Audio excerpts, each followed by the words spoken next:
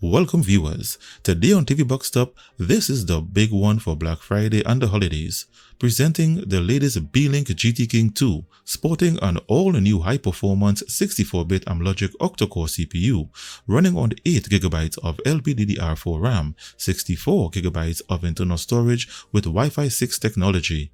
Some of us were wondering if Beelink dropped out of the business of Android boxes, but they are back with a bang with this latest high-end model. So to find out what the new GT King II has to offer, stay tuned. You have that right after this.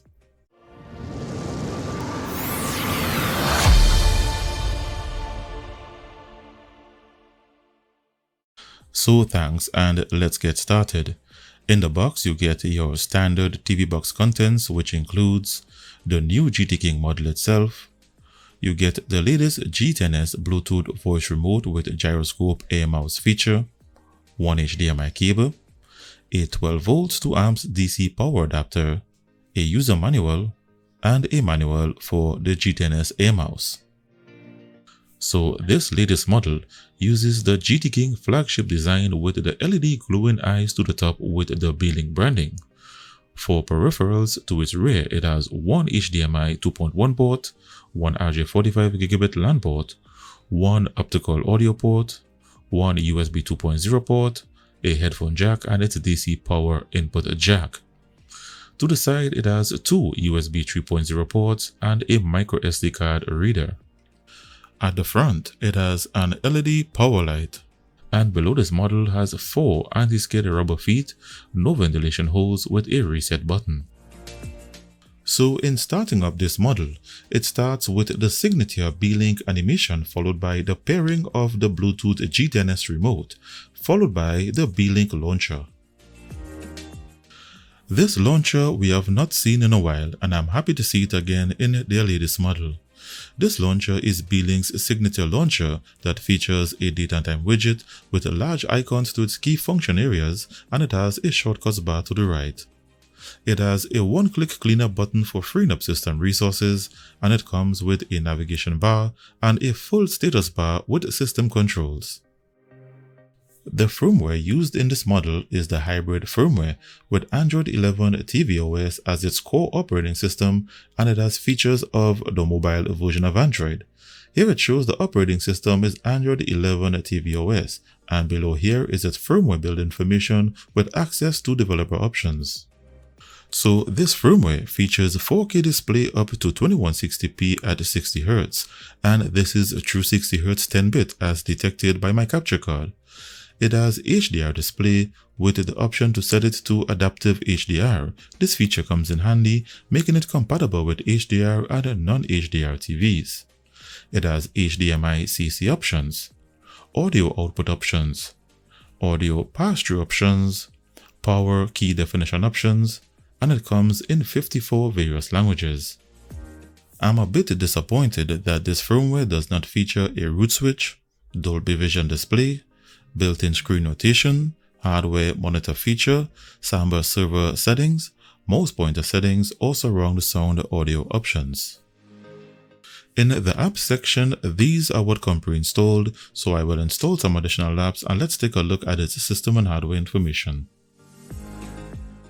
So the manufacturer of this chipset is Amlogic, and it comes with 8 GB of LPDDR4 RAM and 64 GB of internal storage, from which this is the remainder after the Android installation and apps installed. Its Bluetooth version is 5.0. Its CPU, which is the latest Amlogic A311D2, is an octa-core CPU consisting of a quad-core Cortex A53 clocked at 2.0 GHz and a quad-core Cortex A73 clocked at 2.2 GHz for a total of 8 cores with a maximum CPU clock speed of 2.2 GHz. This chipset is configured in 64-bit mode, which allows it to run both 32 and 64-bit apps and games.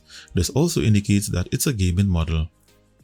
Its GPU is the quad-core Mali G52 with a refresh rate of 60Hz with OpenGL version 3.2, which is a high-performance GPU designed for Android gaming.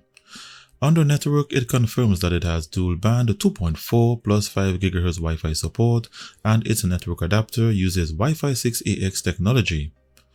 Its operating system is Android 11 and it shows that the box is rooted. Under devices shows that its GPU has Vulkan API version 1.1 support, which is also another indicator that it's a gaming model.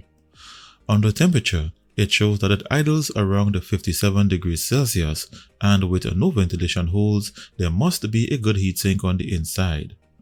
Under codecs, it shows that it has all the decoders for the playback of 4K HDR videos and videos with AV1 formatting. It also shows that it has surround sound audio decoders such as Dolby Atmos ESA3 and DTS HD. However, there are no Dolby Vision decoders in this list, and that's its system and hardware information. So for its main purpose of streaming movies and TV shows, its DRM information shows that it has Google Widevine Level 3 with no HDCP protection. This means its firmware is not Google certified, nor does it have the digital rights or protection to watch paid subscription services such as Netflix, Disney Plus, and Amazon Prime Video in HD or 4K. You will, however, be able to install these apps, but they will be restricted to 480p resolution only. For root access, the root checker app shows that the box is rooted. However, there is no root switch, so for apps that require your box not to be rooted, that option is unavailable. For streaming movies and TV shows from alternative sources, you can install the 64-bit version of the Kodi Media Player and install your third-party add-ons for streams of movies and TV shows. For those who favor the use of streaming APKs, you can install those without issues, and you have the convenience of a Bluetooth Air mouse where you can navigate their menus with the mouse pointer. However, its direction pad has issues navigating their menus. For watching YouTube videos, you get up to 4K 2160p resolution with HDR. Also, it plays in the correct viewport, meaning it's not cropped in a 1080p frame.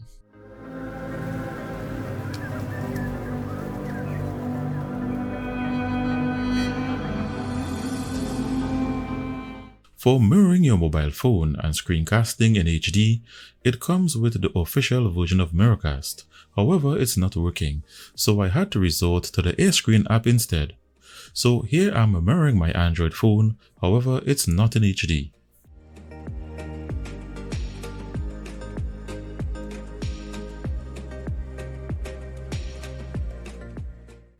For customizing your launcher and personalizing your navigation experience, it already comes with a navigation bar and status bar.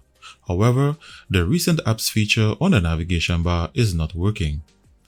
This launcher is called the Lighthouse Launcher, and you can change its wallpaper from a selection of 4 they have pre-installed. However, you cannot load your own custom wallpapers. For alternative launchers, you can install any alternative launcher you want. For example, here I'm using the ADW Launcher 2, and it gives me mouse pointer features such as long-click menu pop-ups and drag and drop shortcuts. However, you don't get the ability to change its wallpaper or use live wallpapers. So I will now test its ability to play 4K HDR, HLG HDR, and 4K HDR AV1 video playback.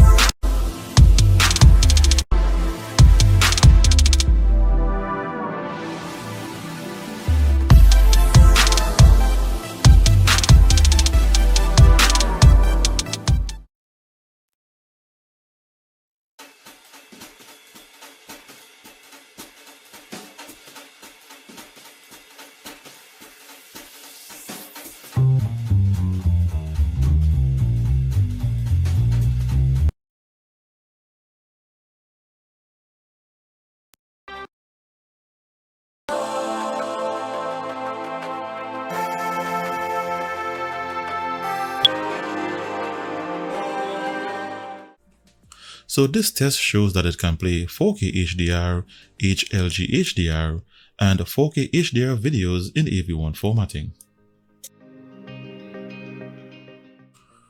For surround sound audio, unfortunately, Beelink has reported through their forum and through their support pages that they are having some issues with the audio decoders in this model.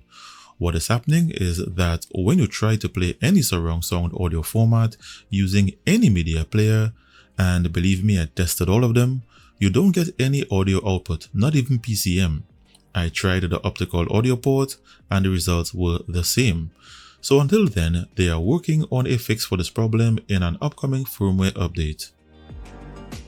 So moving on to something it's much better at, and that is Android gaming. This new model has some of the best specs in the industry, ideal for high performance 64-bit Android gaming. So let's take a look at its performance.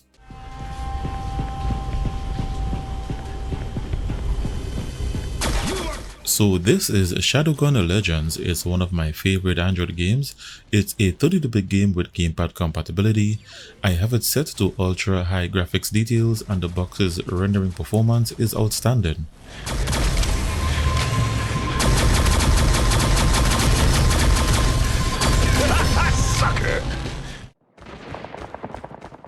Next, this is Call of Duty Mobile, and it appears that this game is having some compatibility issues with the box's GPU and Vulkan support, as the highest graphics settings it's allowing me to set is medium. Also, I'm using the Panda Mouse Pro Gamepad Keymapping app to map my mouse and keyboard to touchscreen functions. I got shot! We're winning this one. Enemy in sight. Targets in sight.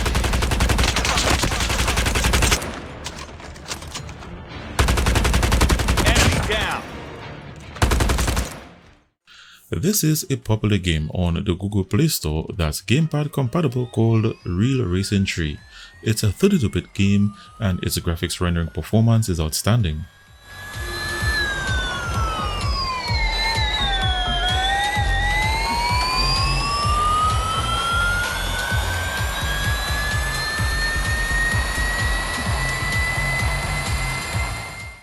And this is PUBG Mobile. Despite this box having high performance 64-bit gaming hardware, I'm really not liking the hybrid firmware as it causes lots of compatibility issues when you try to sideload 64-bit games, as almost all of them are not available on the Android TV version of the Play Store. I would very much prefer they just use the straight-up mobile version. Also, due to its non-ventilated design, during gaming, temperatures can rise into the mid-80s with no way of adding a cooling fan without actually removing the bottom panel.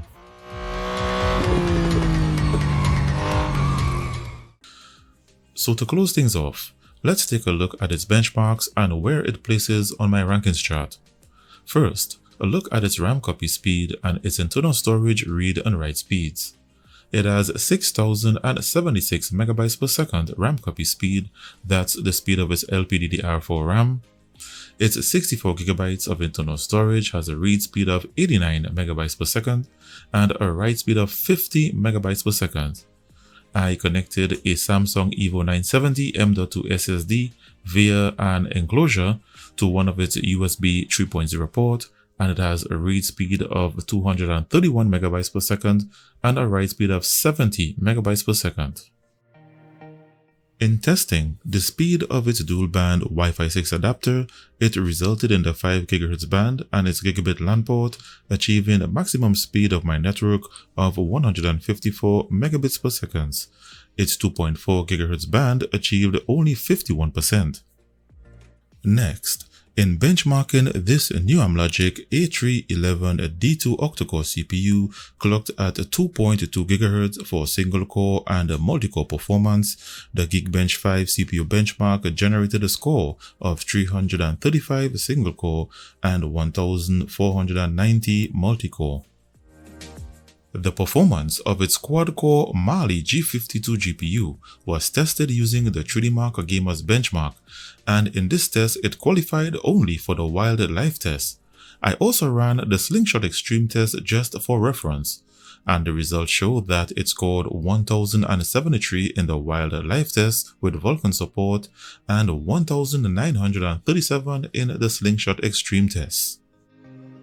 And for a position on my rankings chart, I ran version 9.4.8 of the AnTuTu benchmark, which is a comprehensive benchmark for testing both hardware performance and user experience features.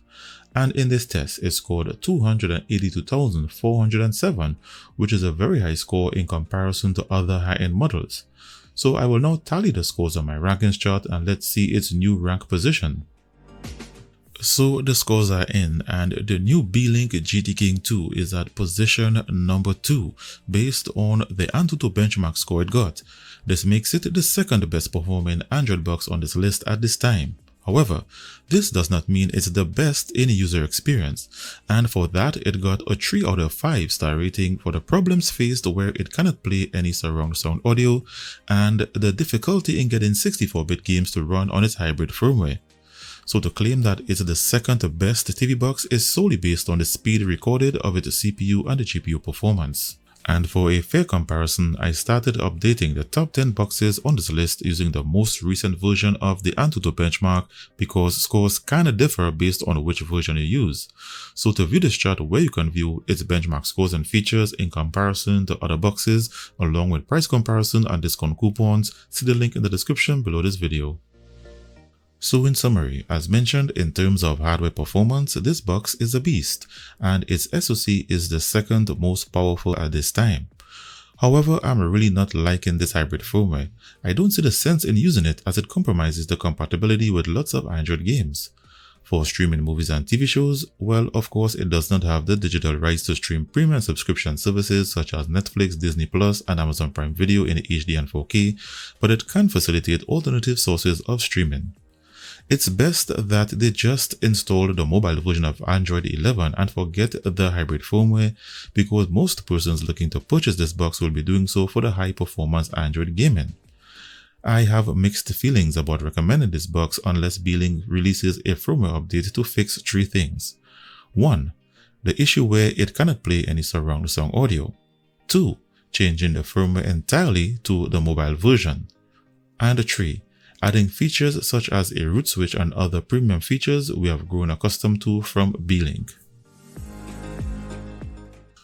So friends, there you have it. That was my review of the new Beelink GT King II 64-bit high-performance Android TV box. For those who are considering whether they should purchase this box or not, from my experience with Beelink is that sometimes they launch boxes with major issues, but they always release updates later on to rectify them. I have experience with this with their GS King X model, and I believe they will do the same with this model. So if you are interested, it's currently being sold for $168 with a $2 coupon. See the link in the description below this video to be taken directly to this offer. And as always, give this video the thumbs up if you liked this video and the information contained was of value. Your likes, your subscriptions, your comments go a long way in supporting what I do on this channel, and it also opens up the door for me to acquire new products for review. If this is the first time viewing one of my videos, then I ask for your support by simply clicking on the subscribe button and ringing that notifications bell before you click away so that you can receive a notification each time I release a new video or decide to do a giveaway. I appreciate the time you have taken to watch this video. Stay tuned and see you in the next one.